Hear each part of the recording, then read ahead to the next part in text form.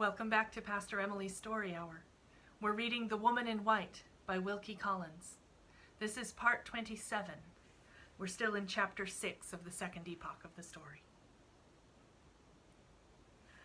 I was so startled by the disturbance in Laura's face and manner, and so dismayed by the first waking impressions of my dream, that I was not fit to bear the revelation which burst upon me when that name passed her lips.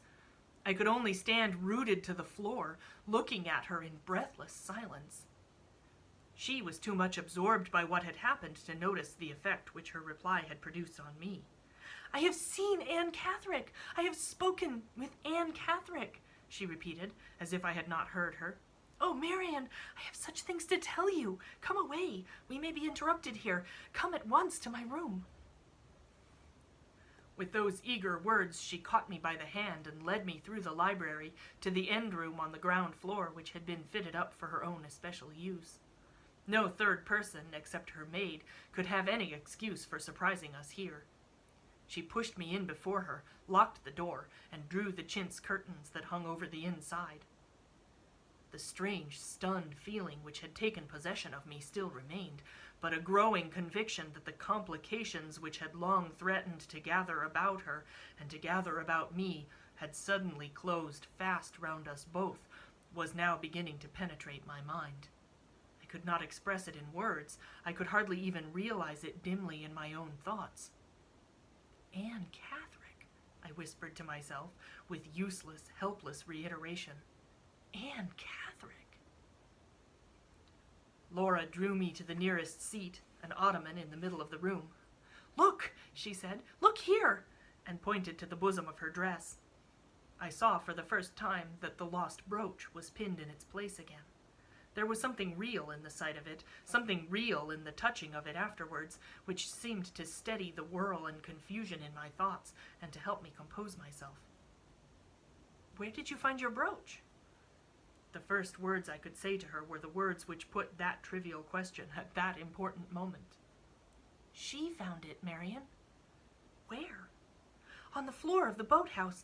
Oh, how shall I begin? How shall I tell you about it? She talked to me so strangely. She looked so fearfully ill, and she left so suddenly." Her voice rose as the tumult of her recollections pressed upon her mind. The inveterate distrust which weighs night and day on my spirits in this house instantly roused me to warn her, just as the sight of the brooch had roused me to question her the moment before. "Speak low," I said. "The window is open, and the garden path runs beneath it. Begin at the beginning, Laura. Tell me word for word what passed between that woman and you." "Shall I close the window?" "No, only speak low. Only remember that Anne Catherick is a dangerous subject under your husband's roof. Where did you first see her?" "At the boathouse, Marian. I went out, as you know, to find my brooch, and I walked along the path through the plantation, looking down on the ground carefully at every step. In that way I got on, after a time, to the boathouse, and as soon as I was inside it I went on my knees to hunt over the floor. I was still searching with my back to the doorway when I heard a soft, strange voice behind me say, 'Miss Fairley.'" "Miss Fairley?" "Yes, my old name, the dear familiar name that I thought I had parted from forever." I started up, not frightened, the voice was too kind and gentle to frighten anybody, but very much surprised. And there, looking at me from the doorway, stood a woman whose face I never remembered to have seen before. "How was she dressed?" "She had a neat, pretty white gown on, and over it a poor, worn, thin, dark shawl. Her bonnet was of brown straw, as poor and worn as the shawl. I was struck by the difference between her gown and the rest of her dress, and she saw that I noticed it. 'Don't look at my bonnet and shawl,' she said, speaking in a quick, breathless, sudden way. 'If I mustn't wear white, I don't care what I wear. Look at my gown as much as you please. I'm not ashamed of that.' Very strange, was it not? Before I could say anything to soothe her, she held out one of her hands, and I saw my brooch in it. I was so pleased and so grateful that I went quite close to her to say what I really felt. 'Are you thankful enough to do me one little kindness?' she asked. 'Yes, indeed,' I answered. 'Any kindness in my power I shall be glad to show you.' 'Then let me pin your brooch on for you, now that I have found it.' Her request was so unexpected, Marian, and she made it with such extraordinary eagerness that I drew back a step or two, not well knowing what to do. "Ah," she said, "your mother would have let me pin on the brooch." There was something in her voice and her look, as well as in her mentioning my mother in that reproachful manner, which made me ashamed of my distrust. I took her hand with the brooch in it and put it up gently on the bosom of my dress. "You knew my mother," I said. "Was it very long ago? Have I seen you before?" Her hands were busy fastening the brooch. She stopped and pressed them against my breast. "You don't remember a fine spring day at Limmeridge," she said, "and your mother walking down the path that led to the school with a little girl on each side of her? I have had nothing else to think of since, and I remember it. You were one of the little girls, and I was the other. Pretty, clever Miss Fairley and poor dazed Anne Catherick were nearer to each other then than they are now. Did you remember her, Laura, when she told you her name?" "Yes. I remembered your asking me about Anne Catherick at Limmeridge, and your saying that she had once been considered like me." "What reminded you of that, Laura?" "She reminded me. While I was looking at her, while she was very close to me, it came over my mind suddenly that we were like each other. Her face was pale and thin and weary, but the sight of it startled me, as if it had been the sight of my own face in the glass after a long illness. The discovery, I don't know why, gave me such a shock that I was perfectly incapable of speaking to her for the moment." "Did she seem hurt by your silence?" "I'm afraid she was hurt by it." "You have not got your mother's face," she said, "or your mother's heart. Your mother's face was dark, and your mother's heart, Miss Fairley, was the heart of an angel." I am sure I feel kindly towards you," I said, "though I may not be able to express it as I ought. Why do you call me Miss Fairley?" "Because I love the name of Fairley and hate the name of Glyde," she broke out violently. I had seen nothing like madness in her before this, but I fancied I saw it now in her eyes. "I only thought that you might not know I was married," I said, remembering the wild letter she wrote to me at Limmeridge and trying to quiet her. She sighed bitterly and turned away from me. "Not know you were married," she repeated. "I am here because you are married. I am here to make atonement to you before I meet your mother in the world beyond the grave." She drew further and further away from me till she was out of the boathouse, and then she watched and listened for a little while. When she turned round to speak again, instead of coming back, she stopped where she was, looking in at me, with a hand on each side of the entrance. "Did you see me at the lake last night?" she said. "Did you hear me following you in the wood? I have been waiting for days together to speak to you alone. I have left the only friend I have in the world, anxious and frightened about me. I have risked being shut up again in the madhouse, and all for your sake, Miss Fairley, all for you." Her words alarmed me, Marian, and yet there was something in the way she spoke that made me pity her with all my heart. I am sure my pity must have been sincere, for it made me bold enough to ask the poor creature to come in and sit down in the boathouse by my side. Did she do so? No. She shook her head and told me she must stop where she was to watch and listen and see that no third person surprised us. And from first to last there she waited at the entrance with a hand on either side of it, and sometimes bending suddenly to speak to me, and sometimes drawing back suddenly to look about her. "I was here yesterday," she said, "before it came dark, and I heard you and the lady with you talking together. I heard you tell her about your husband. I heard you say you had no influence to make him believe you and no influence to keep him silent. Oh, I knew what those words meant. My conscience told me while I was listening. Why did I ever let you marry him? Oh, my fear, my mad, miserable, wicked fear!" She covered up her face in her poor worn shawl and moaned and murmured to herself behind it. I began to be afraid that she might break out into some terrible despair which neither she nor I could master.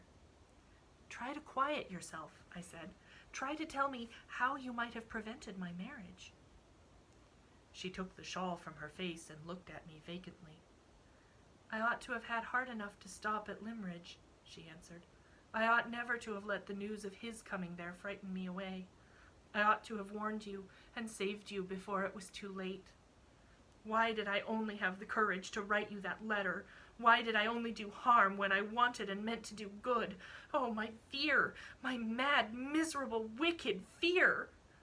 She repeated those words again and hid her face again in the end of her poor worn shawl. It was dreadful to see her and dreadful to hear her.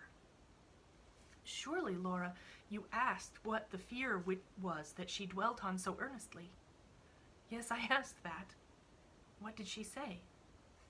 She asked me in return if I should not be afraid of a man who had shut me up in a madhouse and who would shut me up again if he could. I said, "Are you afraid still? Surely you would not be here if you were afraid now." "No," she said, "I am not afraid now." I asked why not. She suddenly bent forward into the boathouse and said, "Can't you guess why?" I shook my head. "Look at me," she went on. I told her that I was grieved to see that she looked very sorrowful and very ill. She smiled for the first time. "Ill," she repeated. "I'm dying. You know why I'm not afraid of him now. Do you think I shall meet your mother in heaven? Will she forgive me if I do?" I was so shocked and so startled that I could make no reply. "I have been thinking of it," she went on, "all the time that I have been in hiding from your husband and all the time I lay ill. My thoughts have driven me here. I want to make atonement. I want to undo all I can of the harm I once did." I begged her as earnestly as I could to tell me what she meant. She still looked at me with fixed, vacant eyes. "Shall I undo the harm?" she asked herself doubtfully. "You have friends to take your part. If you know his secret, he will be afraid of you. He won't dare use you as he used me. He must treat you mercifully for his own sake, if he is afraid of you and your friends.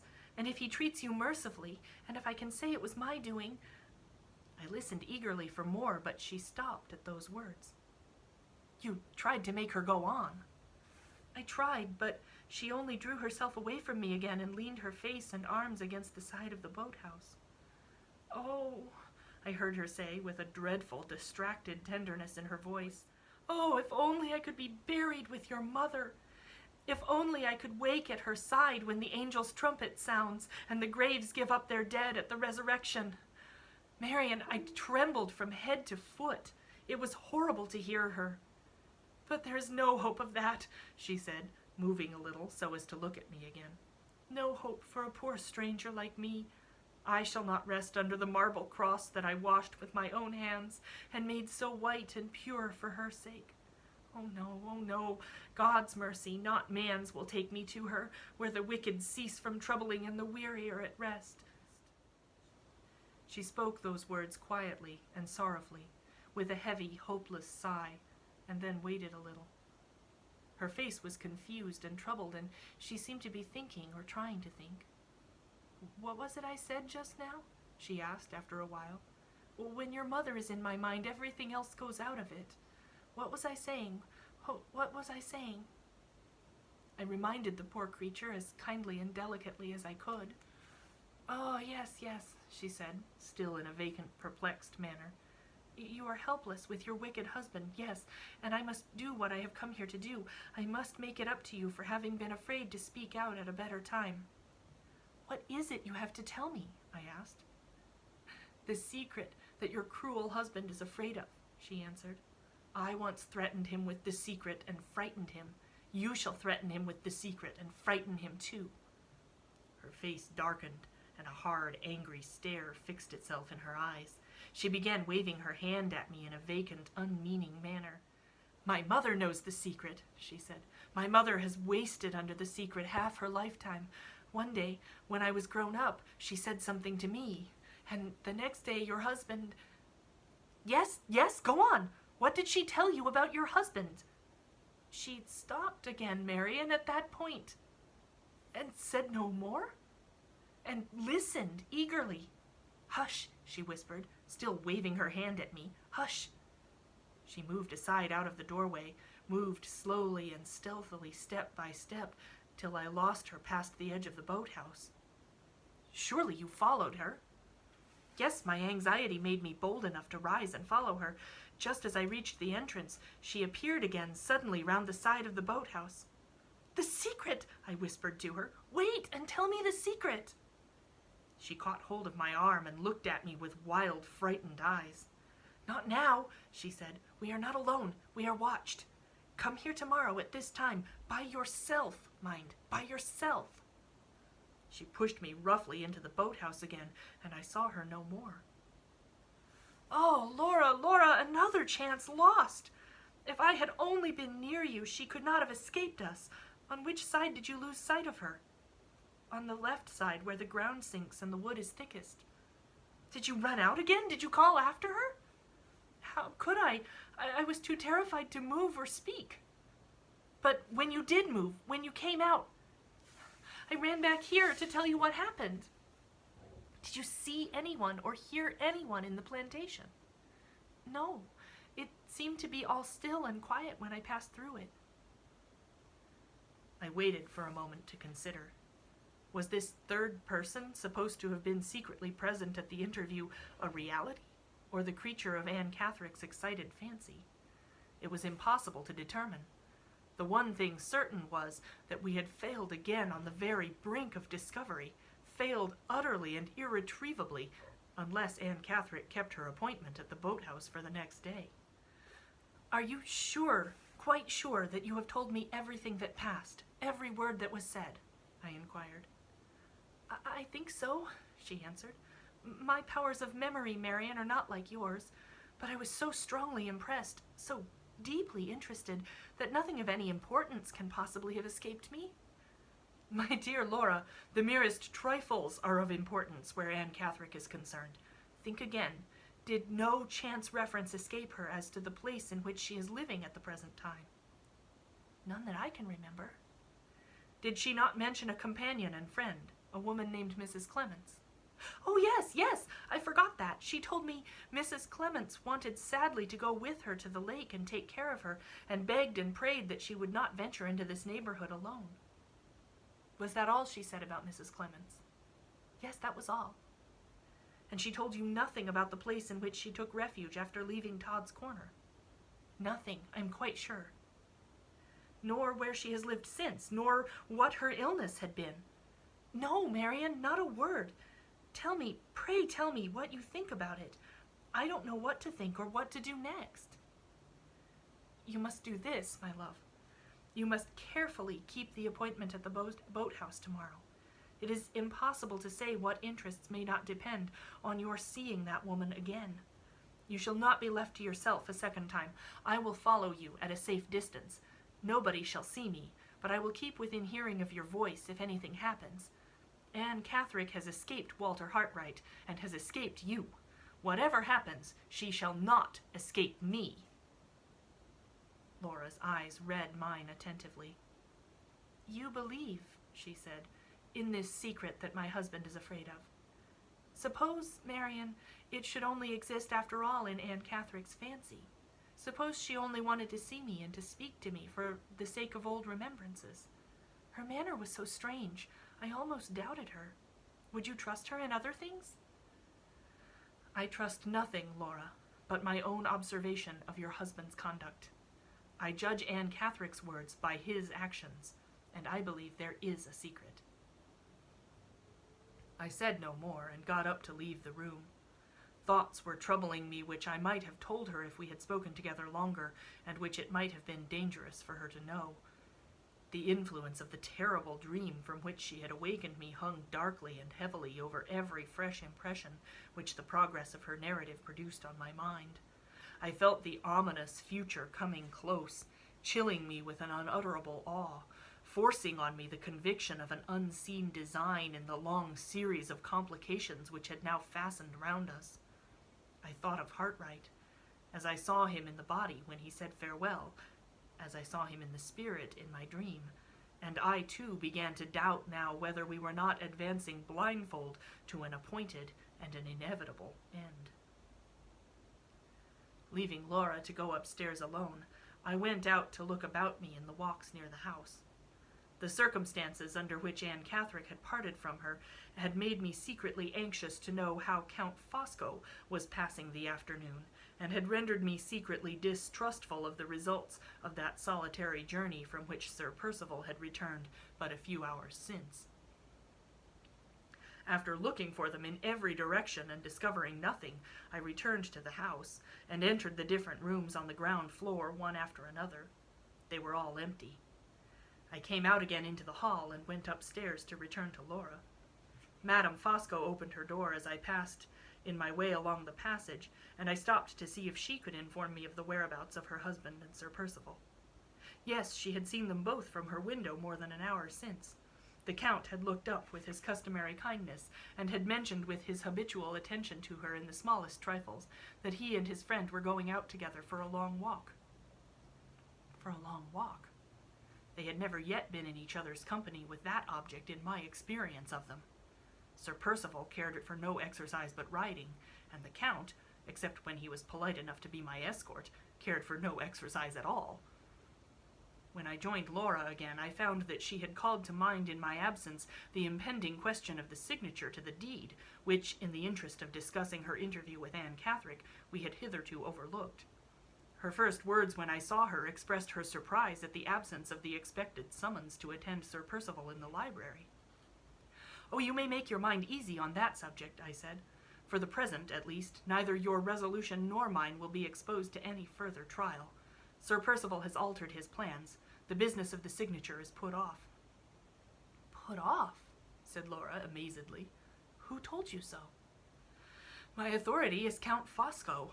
I believe it is to his interference that we are indebted for your husband's sudden change of purpose." "It seems impossible, Marian. If the object of my signing was, as we suppose, to obtain money for Sir Percival that he urgently wanted, how can the matter be put off?" "I think, Laura, we have the means at hand of setting that doubt at rest. Have you forgotten the conversation that I heard between Sir Percival and the lawyer as they were crossing the hall?" "No, but I don't remember—" "I do. There were two alternatives proposed. One was to obtain your signature to the parchment. The other was to gain time by giving bills at 3 months. The last resource is evidently the resource now adopted, and we may fairly hope to be relieved from our share in Sir Percival's embarrassments for some time to come." "Oh, Marian, it sounds too good to be true." "Does it, my love? You complimented me on my ready memory not long since, but you seem to doubt it now. I will get my journal, and you shall see if I am right or wrong." I went away and got the book at once. On looking back to the entry referring to the lawyer's visit, we found that my recollection of the two alternatives presented was accurately correct. It was almost as great a relief to my mind as to Laura to find that my memory had served me on this occasion as faithfully as usual. In the perilous uncertainty of our present situation, it is hard to say what future interests may not depend on the regularity of the entries in my journal and upon the reliability of my recollection at the time when I make them. Laura's face and manner suggested to me that this last consideration had occurred to her as well as to myself. Anyway, it is only a trifling matter, and I am almost ashamed to put it down here in writing.